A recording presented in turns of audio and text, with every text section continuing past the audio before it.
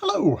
Today I'm going to read and discuss a short poem by Edward Thomas, The Owl. I'm reading it from The Rattlebag, edited by Seamus Heaney and Ted Hughes. So yeah, let's get into it, and then we can talk about it afterwards. The Owl. Downhill I came, hungry and yet not starved, cold, yet had heat within me that was proof against the north wind, tired, yet so that rest had seemed the sweetest thing under a roof. Then at the inn I had food, fire, and rest, knowing how hungry, cold, and tired was I.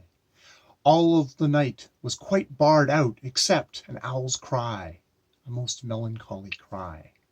Shaken out long and clear upon the hill, no merry note, nor cause of merriment, but one telling me plain what I escaped, and others could not, that night, as in I went. And salted was my food and my repose, salted and sobered too by the bird's voice, speaking for all who lay under the stars, soldiers and poor, unable to rejoice. So yeah, that's The Owl by Edward Thomas. Edward Thomas, critic, essayist, and poet, born in 1878, died in 1917. He was a friend of Robert Frost, who actually encouraged him to start writing poetry, kind of a little bit later in life, at least as poets go. And actually, who Frost was living in England, and then headed back to the United States with kind of with all the outbreak of war and stuff like that. And he wrote The Road Not Taken, as he actually meant it. Apparently, this is reported, Robert Frost meant it as sort of a gently kind of mocking poem to Edward Thomas, because they'd go on walks and he'd have indecisiveness about, like, exactly which way to go. But Edward Thomas really took it to heart, and it actually apparently it was a decisive, made at least part of a decisive, part of his decision making to actually enlist. He was 39, and he didn't actually have to enlist as a soldier in World War I, but apparently the poem sort of pushed him in that direction, and he enlisted in 1915 and was killed quite soon after he arrived in France in 1917. So the unintended effects of poetry, and indeed Robert Frost thinking about his poem as just sort of a gently mocking poem to a friend, and it getting taken very much in a different vein by the readers. And with that in mind, let's talk about The Owl. Um, so it starts out with a lot of yets. It's like, yet not starved, yet had heat within me, yet so that rest had seemed the sweetest thing under the roof. There's this kind of there's this all this stuff. It's like, I'm not starved. I'm not kind of like, cold to the point that I can't get warm again, and I'm actually able to rest. So it's sort of setting up this, I'm kind of a lucky one. Rest would seem the sweetest thing under a roof. And indeed, you go in from the roof into the next stanza. It's broken up into four stanzas of four each, with the first and the third line of each stanza having a direct rhyme, and I'm sure there's other rhymes in there that I'm just not picking up on. But then we go into, like, the inn, and how hungry, cold, and tired was I. And this is where we get, I think, that kind of the hinge of the poem, because it was like all the night was bared out, except an owl's cry, a most melancholy cry. That is we're going to repeat that. It was an owl's cry, a most melancholy cry, and it was shaken out long and clear upon the hill. And it's like shaken out, it's almost like it's a blanket going over the hill, except it's not a blanket of warmth or comfort for the folks out there.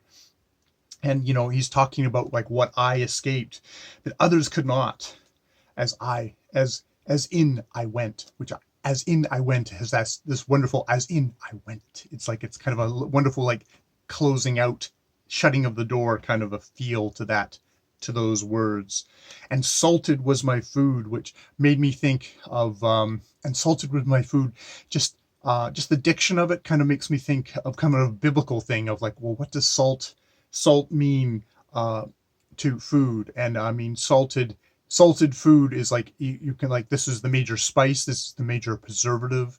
If you look at the kind of the cultures of like the Hebrew Bible. There's salt being used in kind of ritual, in like, you know, you salt your food, to that you consecrate to whatever, to your God, but also, like, you know, you have the salt of the earth in the thing, and that salt is like spreading out the message of the Bible, because I do think this poem has a lot of echoes of biblical, of kind of a Christian, and maybe not Christian, point of view. Speaking for all who lay under the stars, soldiers and poor, unable to rejoice. It's like they're unable to find enjoyment, but there's also kind of a rejoice. There's that kind of a sense of a deeper spiritual comfort and a spiritual enjoyment of the world, and unable to have that because they are laid out under the stars. Now, is that death? Is that just like, you know, I think of World War I soldiers, you know, laid out amongst the stars. They are died. They've died. There's countless of them, numberless as the stars.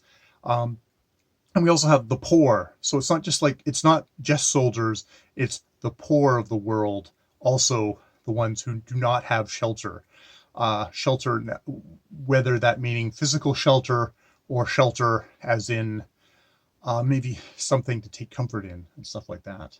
We have like the owl in here as well, the idea of the owl. And I mean, the owl kind of a lot nowadays is kind of seen as wisdom, but the owl has kind of connotations within kind of Christian thing, of being, and like of darkness, of being an unclean bird. That comes up, I guess, in Leviticus a lot in the Bible, or as an evil omen. You get that like in Shakespeare a lot, of just like, you know, the owl is an evil omen that should be feared. There is actually, you know, it's actually kind of like an anti-Semitic tradition of the owl being used to represent Jewish people, that they don't get the light of Christ, and again the uncleanness, but just this kind of this night. So that's probably the very darkest side, but the owl is this creature of the dark, and a creature that is unclean, that is not as sanctified, I guess, in there. So yeah, I love going through poems and picking out stuff and saying like, oh well, what does the owl mean? Like, why does the poet use the owl in a thing? And it's like, you think of the owl as wisdom. I never thought about the owl as something of darkness and of uncleanliness, and of an ill omen. Probably ill omen I probably got because of Shakespeare. But yeah, it's amazing what a poem can just push in within 4 stanzas. And I'll leave it there. Very, very surface reading probably of this particular poem. More videos later.